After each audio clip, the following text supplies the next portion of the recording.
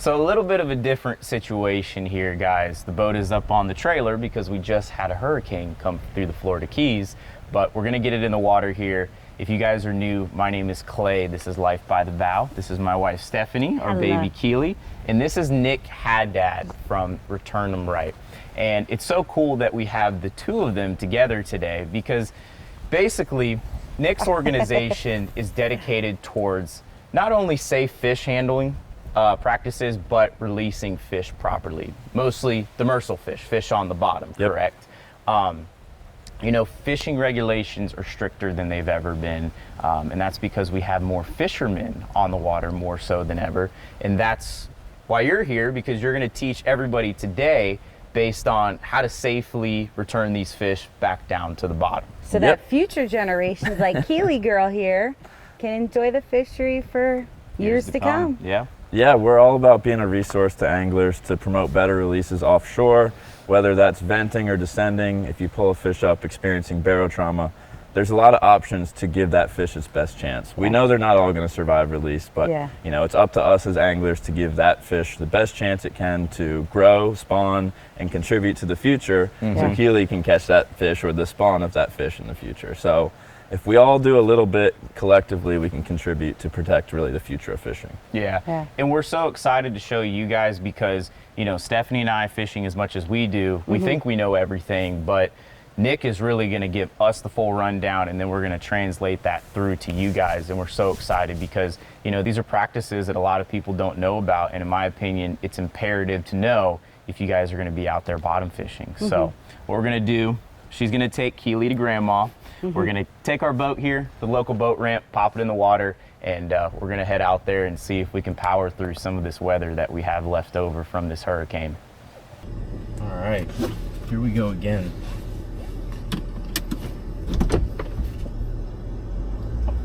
There's a straightaway right here.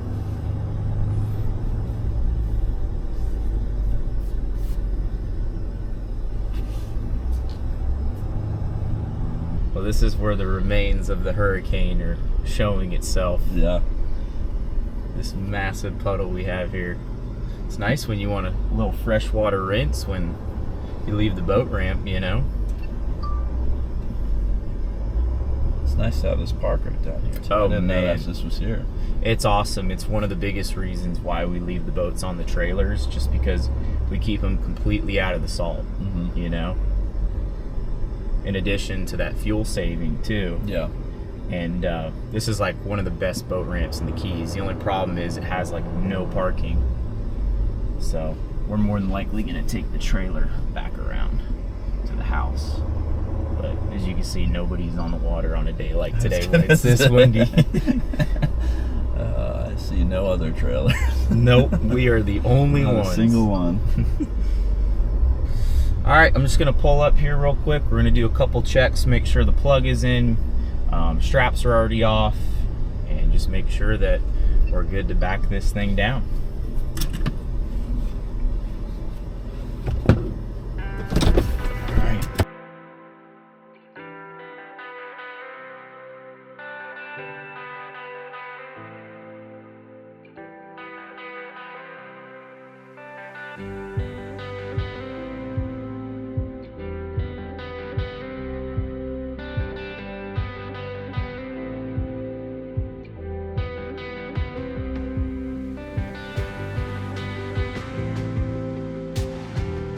Try to roll this up nicely.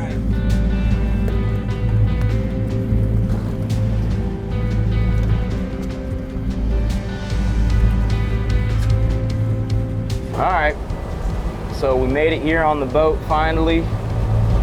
We were in no rush this morning because this wind is cranking, and like we were saying, hopefully towards the afternoon it's gonna lay down a little bit, but in the meantime, we're gonna run around a little bit, see if we can maybe find some live bait. Never know what we can get into today. I just hope that this lays down the way that it's supposed to, man. I think it will. It's going to take a few hours, but it'll lay down.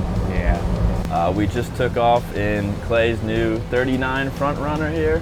Hurricane Debby just passed through yesterday, so we have a little bit of a tail end of that wind blowing right now. We're still getting bands right now. Yeah, we're still getting bands. So what we're gonna do is we're gonna cruise around today, try to find some bait and really take our time getting out there, and we're gonna go try to get some fish, some bottom fish, maybe some muttons. But we're gonna kind of do what the ocean gives us today. You can't control everything, but big shout out to Clay for having us out here today. And It was a pleasure to have you guys. we'll see what we get into.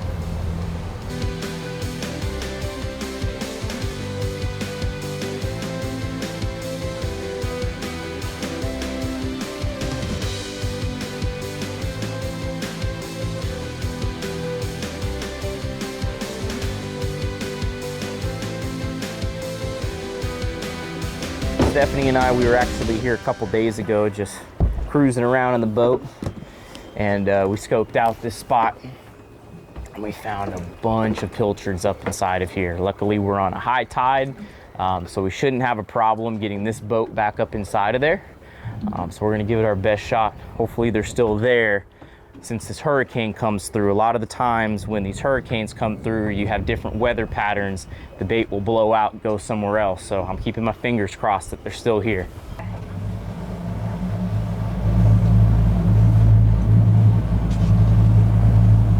All right, neutral. You guys ready?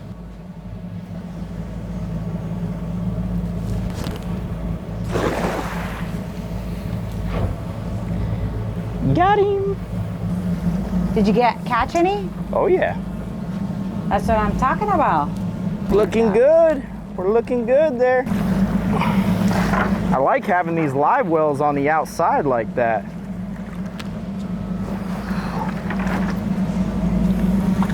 Makes it really easy to get them right in there. I'm digging it. All right, just got a decent number of pilchards there. It's always nice having some live bait just in case we come across some mahi, tunas. But ultimately, I think what we're gonna do with the live baits, we're gonna try a little bit of bottom fishing later on. But we're gonna try deep dropping first before anything. Our goal is to bring fish home to eat. And especially when you're deep dropping, you really, really want to do your best to only deep drop if you're fairly confident you can catch your target species. So we're going for some yelloweyes or some silk snapper today, I believe. There are, obviously, the keys are so biodiverse, you never know what you're going to run into out there, especially when you're fishing depths of 300, 400, 500, and even in the shallower depths, 100, 200, 300, but hopefully we'll get on the target species. We can probably show you some signs of barotrauma in those species, even though we're going to keep them. And per some of the local regulations, you're required to have a descending device rigged up and have D-hookers, non-stainless steel, non-offset circle hooks. So we'll be using all that stuff, and we'll be able to show some of that stuff too. So really excited about the day. Hopefully fishing's good, and hopefully we can power through this weather here.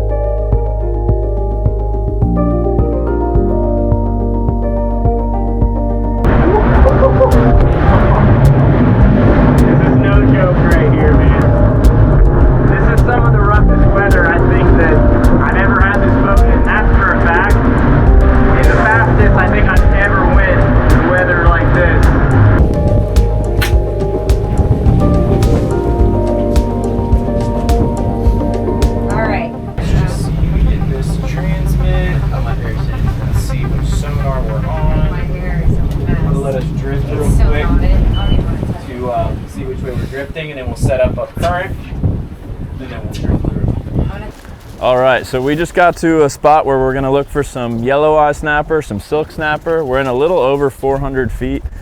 We were marking something off the bottom, so I always like to have a jig ready. I can't tell you the name of this jig because I don't know what it is. My friend from South Africa gave it to me, but I think he called it a king squiddy jig. So we're gonna tie a little loop knot on here. Anytime I'm using jigs, I like to use loop knots. I know it might not be necessary, but it's just a personal preference of mine.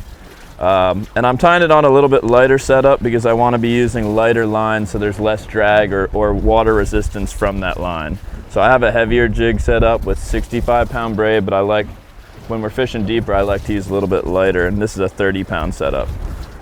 So you actually tie it on the top there to the hook. In case the jig breaks off, you still have the hook. You can still land the fish on that hook there. So just a little squid imitation there. Something we can send down there if we see any marks off the bottom. Now that that's ready, while Clay is rigging up a deep drop rig, I'm gonna rig up a descending device. Hopefully we won't run into any bycatch, but tilefish and snowies are closed right now.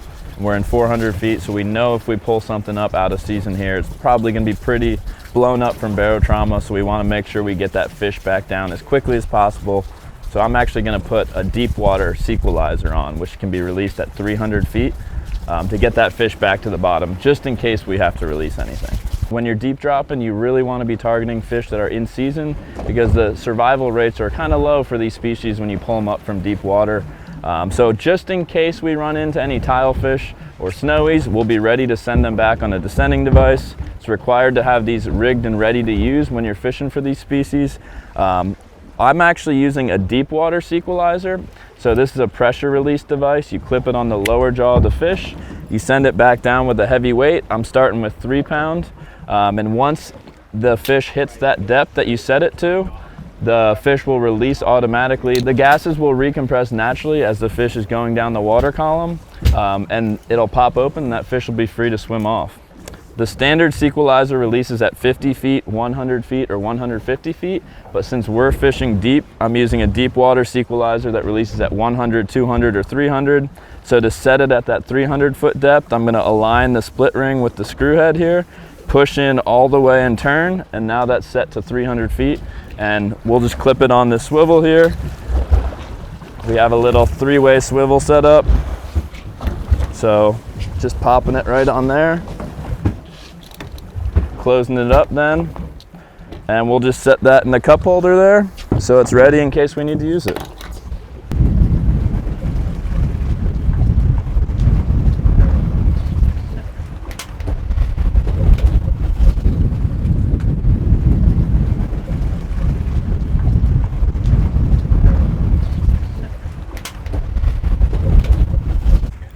Oh boy. Oh, he's on. He's on. Wait, what? I don't know what just happened.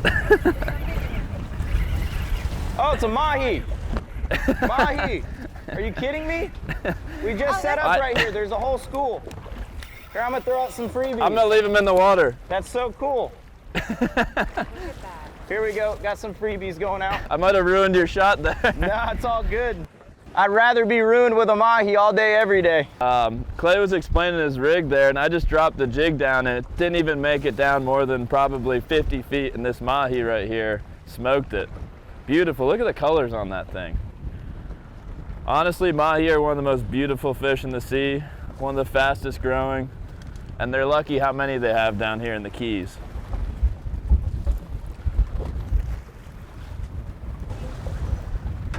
There was one more that came up. Do you see more of them there? Oh, he spit the jig. Ah. Well, I got him on the pilcher back here if you guys just want to grab a pilchard real quick. So I'm going to keep this one inside of the water here, guys, to hopefully keep this school around. And I'm going to keep on feeding out the pilchards at the same time. Hopefully keep them fired up here. That's a nice Mahi. Deep drop reel's kind of in the way, but hey, it is what it is. Right here's I'm gonna grab this rod quick. Grab a couple more freebies. Just throw them out.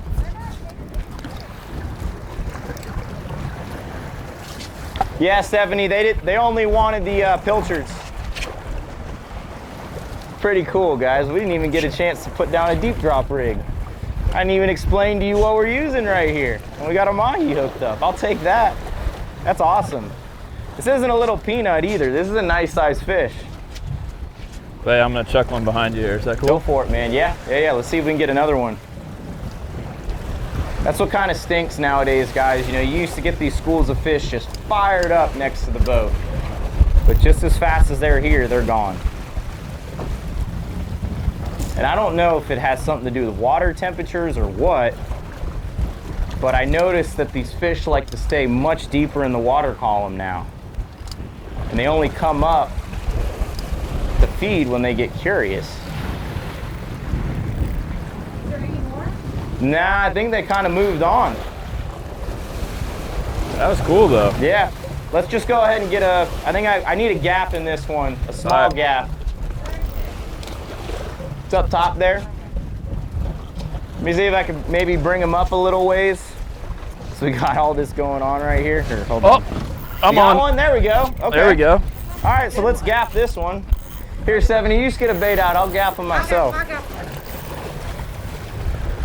There we go. Nick's hooked up now, baby. I'll take that. Here, bring him up. I am, but I mean, we're fighting them on really light tackle, guys. We're fighting them on some 30-pound here, so I don't want to mess this up. Get them in a good spot, too. Get them right in the head. Yeah, you're going to have to go right where I'm at. Get them right in the head. Nice job, Nice Stephanie. job. Look at you, girl. Seasick and everything, baby. We'll take that. All right, good job. I don't have a mic. Hey, we'll take that right there. A couple mahi before we go deep dropping. Nice. I think I got a little blackfin. Little blackfin. Oh, yeah, you No did. way. Yeah. She did too, baby. You can Should I flip boat him flip out. him? Yeah, Yeah. you can flip him in. Grab him by the leader, though. Hey. Sashimi, baby. All right, look at that. Beautiful. That's about as good as it gets right there, man. That's awesome. We're a wahoo or sailfish away from the offshore slam there. That's right, man. No barotrauma on these guys. How awesome but is that too? We were just trying to drop a bait down for Yelloweyes, unbelievable. and we got man. mahi. Trying to get this hook out of him. Got him. There we go. We got mahi and a little blackfin there Take that, man. by accident. By accident. And that's dude. why you want to always be prepared. We tied a jig on, we tied flat lines on Yeah. And before we that's started fishing. what's so cool about some of these deep drop spots sometimes. A lot of the times bait will congregate around these areas, and that's more than likely what the tuna was doing, and maybe the mahi were just kind of cruising through. But like you said, that's why you always Yeah. got to be prepared. I'm pumped about that, man. Yeah, that's I know awesome. Stephanie's right there. down for some sushi. Sweet, man. All Nice right, work. nice. So after a little bit of madness there, I'm finally going to show you what we're going to be using back here while deep dropping. I like using an electric reel, make your life as simple as possible, but we got some 50-pound braid on there, snap swivel, and then we have a 4-hook chicken rig there. Got a little light just to attract whatever's down there, just because it's pitch black. Got every hook tipped with a little bit of squid, and then we're using a 4-pound lead. And like we were showing you guys a couple weeks ago, it's very cool, since we're deep dropping here, we got our swivel rod holder locked in place, the Jim Lux swivel rod holder. And now that we're gonna deep drop, and we wanna hang those squids over the side of the boat, then we'll go ahead, lock this thing up, and then we'll send our weight down.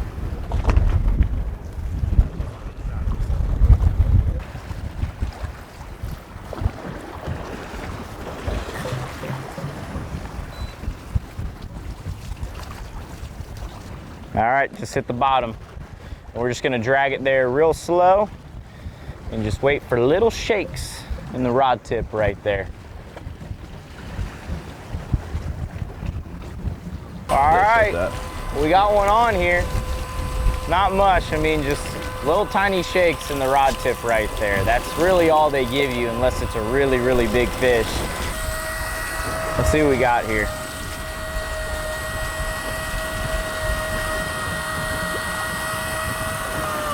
There he is. It looks like a Yelloweye. Actually, no, vermilion. All right. Is that a vermilion? Yep, it is a vermilion. It's okay, you know, we're gonna start nice and small, then we're gonna work our way up, you know? But no, I mean, that's a perfect size vermilion snapper right there.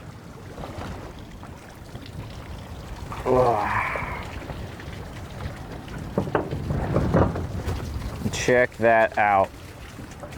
Nothing to brag about, but so this is about a 12 to 14 inch vermilion snapper right here. These guys have to be 12 inches to keep, but I think he very easily makes it, so we're not going to send him back down. but he's not showing signs of barotrauma like some other fish do. Whereas some other fish, their eyeballs will bulge, their stomach will pop out, which his stomach is popping out there. Just a little bit, yep. So he does have a little bit of barotrauma, but since he did experience that and we want some fish to eat, we're gonna hang on to him. But we figured we'd use this opportunity right now to show you guys how to vent a fish with barotrauma. God forbid that did happen out here and you had to throw him back. So I'm gonna let you do the honors. Yeah, so something that, just to note, we're fishing pretty deep, a little over 400. Some fish just seem to blow up from barotrauma worse than others, even the same species at the same spot.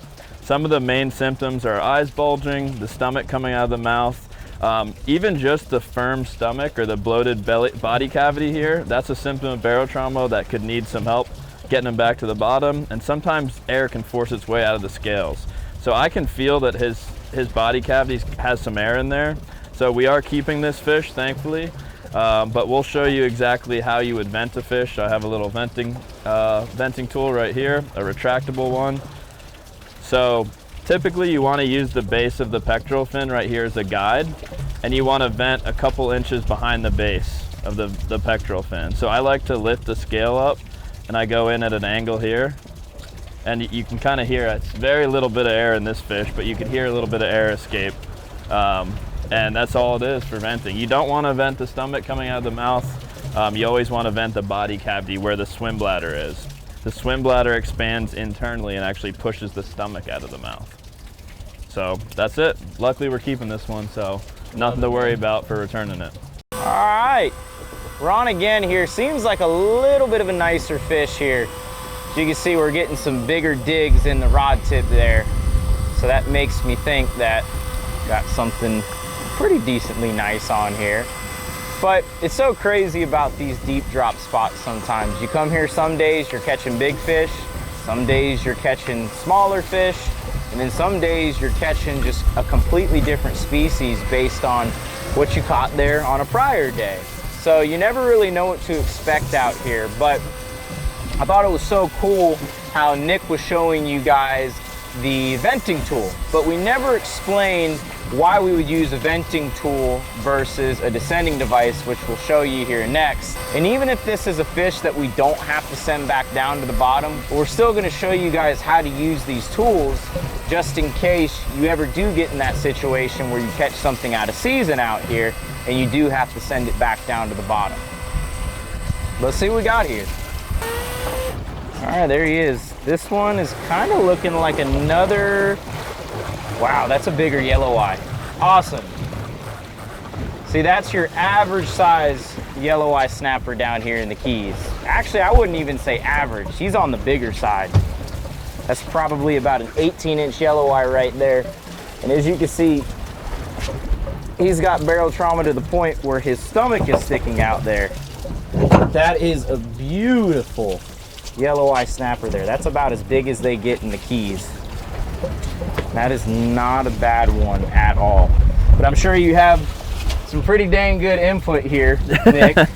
Yeah, based on what's going on with him. A little more visual, you can see that stomach coming out. A lot of people think this is the swim bladder, but it's not. That swim bladder is expanding in the body and actually pushing or everting the stomach out of the mouth. Sometimes you actually see some like crabs and shrimp and squid and other stuff come out of the mouth when you see that stomach eversion. So, okay, so the last one, you were showing us how to use the venting tool. Yep. Now, say we were to send him back down to the bottom. Why would we use a descending device versus a venting tool? I guess the better thing is, let's grab a descending device and show everyone. Perfect. We already got one rigged up. So. Yeah, so if you want to grab it, bring it back here. Yep. Beautiful fish, though. You know, before we showed them a venting tool. Yep. Whereas we also have a descending device here. I guess kind of tell everybody why you would use a venting tool versus a descending device, and then show us the descending device and ultimately how to use it. Absolutely. So yeah, we're lucky again, we get to throw this one in the box, but if a fish is suffering from barotrauma and you need to release it, Venting is the option that's been around for a long time that many people know about. But you can imagine we're out here in 3-foot seas, rocking on a boat, using a needle, trying to get a pretty particular spot of that swim bladder can be tough. Yeah. And a lot of anglers just aren't comfortable venting. And on top of that, you also have risk of infection anytime you're putting a needle in close to the organs of a fish. So descending device differ by they carry the fish back to depth and the gases recompress naturally. So instead of releasing the air so that they can overcome the positive buoyancy and swim back down, you're actually carrying them all the way back down. The gases are recompressing naturally inside the body, then you release them back at depth where they came from. Another advantage is they have less distance to swim past sharks, predators, and other stuff to get back to the structure they came from. We're looking for a very particular spot on that sonar down there, or protection from the school they were in as well. So one style of descending device that we have right here, this is a sequelizer. So this you just attach to the bottom jaw of the fish, and it acts almost like a boga grip. See how you can hold the fish up by that? Yeah. And this is a pressure release device. So combining it with a heavy weight, as soon as that fish gets back down to the depth we set it at, it'll pop open and release. See that? I dropped and they still didn't come off. Yeah, strong. So that's what's nice. There's different styles. There's inverted hooks, which is basically just a barbless hook that carries it down, and once you reel up, it slides out of their mouth. I think I've seen you guys use those before. Definitely. But this one's nice, especially if you're getting used to this for the first time. You can set the fish in the water, you can get your hands on the rod and reel ready to go, and the fish isn't going to float away. It becomes a really quick, easy, seamless part of the fishing experience. We're in deep water, so I actually have a deep water device. This releases at 300 feet. The standard one that Return 'em Right actually distributes for free to anglers that fish in the Gulf. And that's for a reef big thing fish, to note. They actually send you guys all of this equipment for free. So including the weight. Yeah. Yeah. You know, for a long time people thought there was no option, you know, and it's like was part of offshore fishing. But now there's plenty of options exist for descending devices, venting tools, and really every avid angler should have both on the board, know how to use both, and do what they think is best in whatever situation they're in. Yeah, love it. So we're dropping down. We've got deep drop rig with 4 pieces of squid, and we have a 4-pound weight on there currently. So we're gonna lay that flat and hopefully pick up a yelloweye quick here. So I'm just watching the rod tip for a little light flicker as that weight's kind of laying flat or bouncing off the bottom, letting a little bit more line out as we go. Some of these bites when you're deep dropping can be just the slightest little tap. So you really got to pay attention to that rod tip.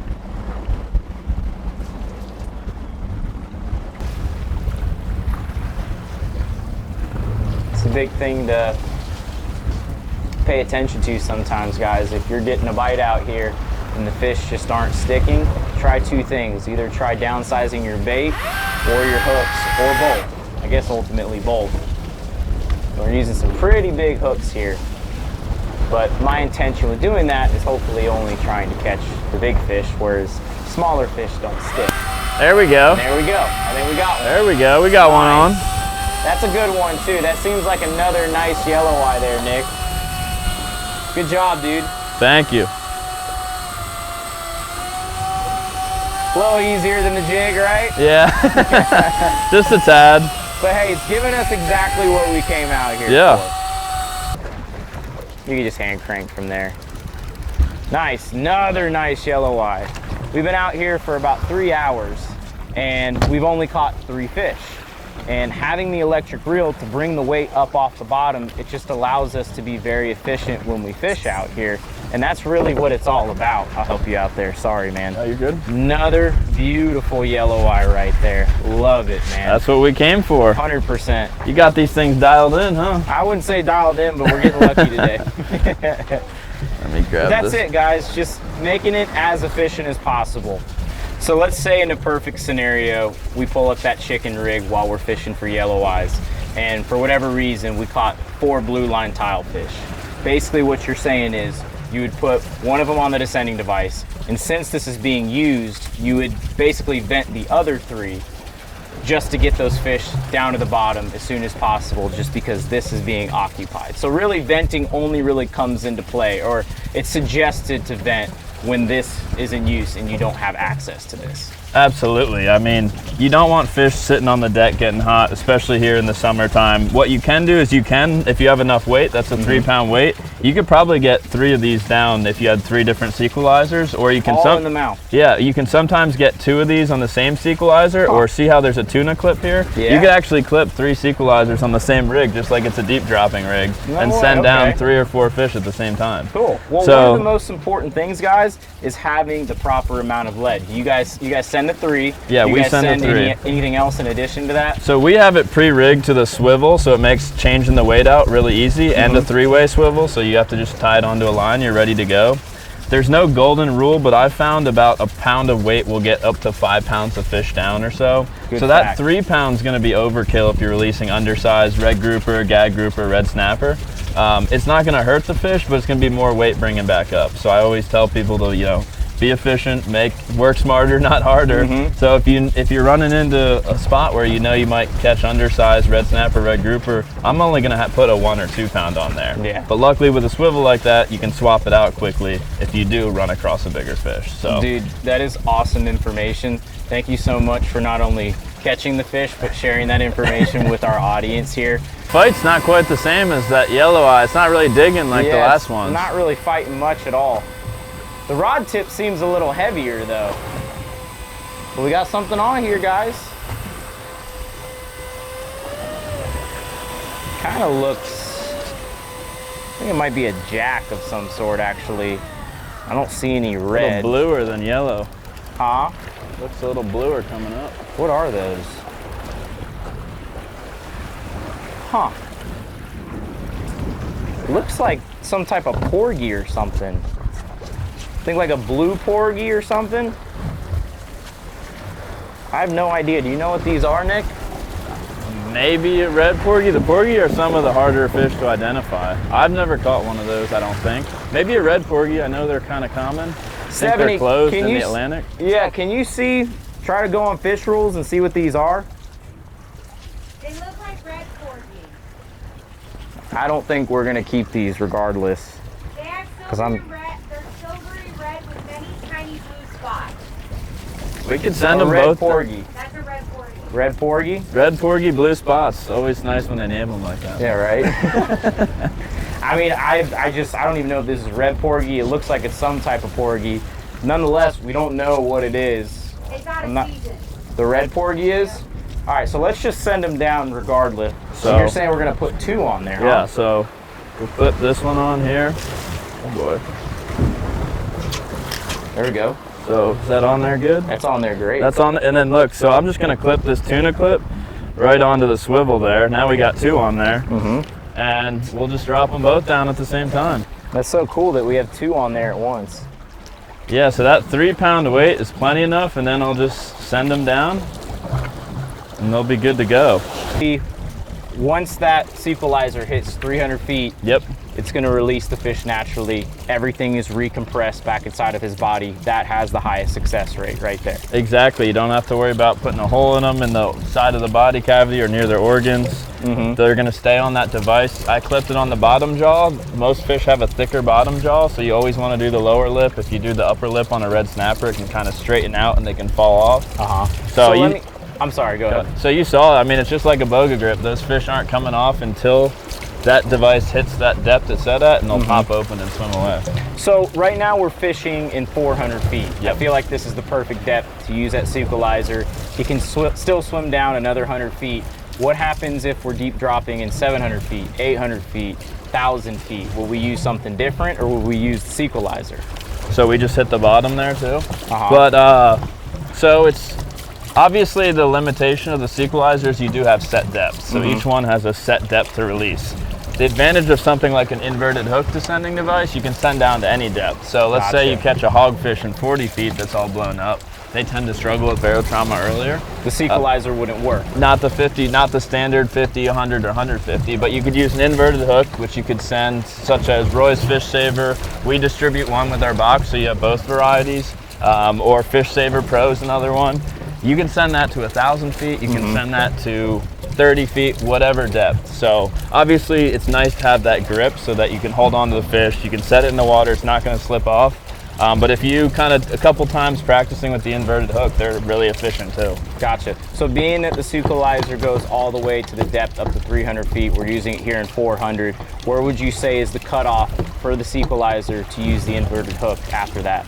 So I like to get fish as close to the bottom, but you want to get them at least halfway so the gas is recompressed enough where they can swim the rest of the way down. So essentially we'd stop using the Sequelizer at 600 feet, and then that's when we would switch to the inverted hook. Exactly, or you wouldn't want to use it any deeper than that. You want to Gotcha. get them at least halfway.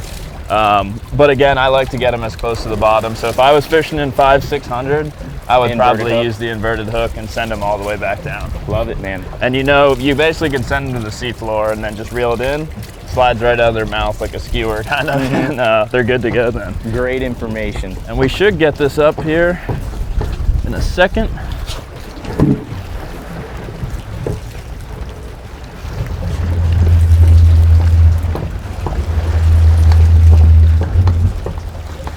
And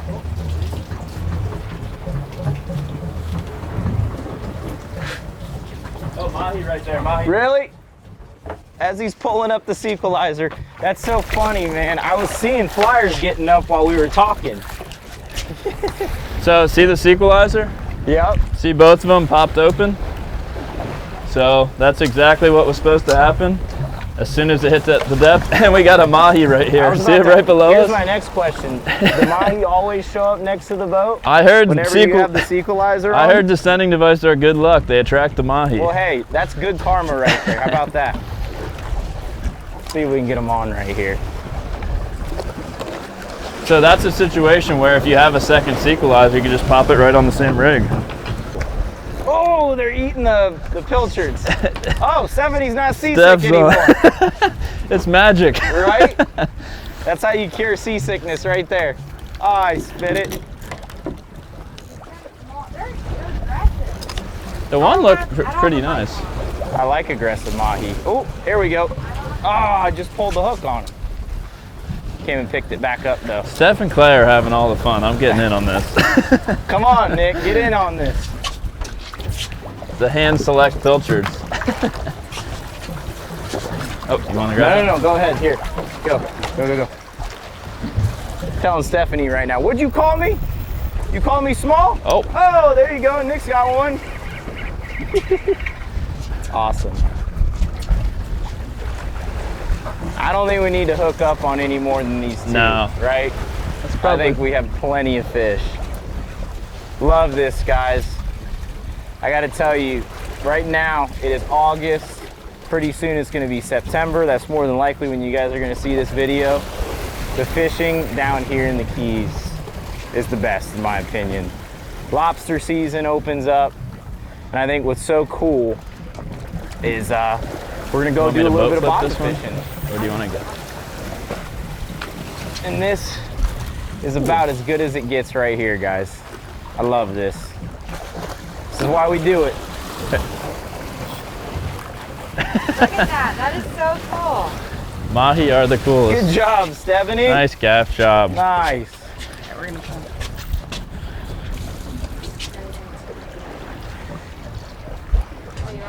Yeah. Should I have not gapped the other one? No, it's okay. Do you want to do the de-hooker? Yeah. We're gonna release this guy right here. I think 2 Mahi is plenty in addition to what we're gonna go fish for later. I don't know, unless anybody else wants fish. Does anybody else want fish? Camera guys, you guys want fish? I'll gladly take some. Okay, so let's keep All right. them. Well, My favorite type of fish. we were gonna do something good. I think I could just flip them, Stephanie. I like gapping. Yeah, but It's fun. It's practice. all right, just get them in the head. Get them in a good spot. Take your time with them. That way we're not sacrificing any meat. If we're gonna keep them, let's make sure that we keep them good. No, you're getting too excited. Just get them right in the head. Get your angle right. This is good practice on the floor. Exactly. If he gets away, he deserves it. There you There go. you go. That's Good exactly how gap. you do it right there, girl. Beautiful. Good for you. Nice job, Stephanie. I don't have a mic on. I know. Stephanie's micless because she's seasick. But good gaff shot. Hey. Talk about a woman right there. Way to pull through there, Stephanie. Now Hey. take me home. Good karma We're there. not going home yet. Good karma. Right? See, this is why you guys go to returnthemright.com. You get some sequelizers on your boat, the whole shebang, whole kit, and this will happen. No guarantees, but you know, we like to think so. Cool. Let's move a little closer inshore since Stephanie's a little seasick. Awesome. And we're gonna see if we can catch some muttons, maybe some groupers, and just end off the day doing that. It's Yeah. been solid already, man.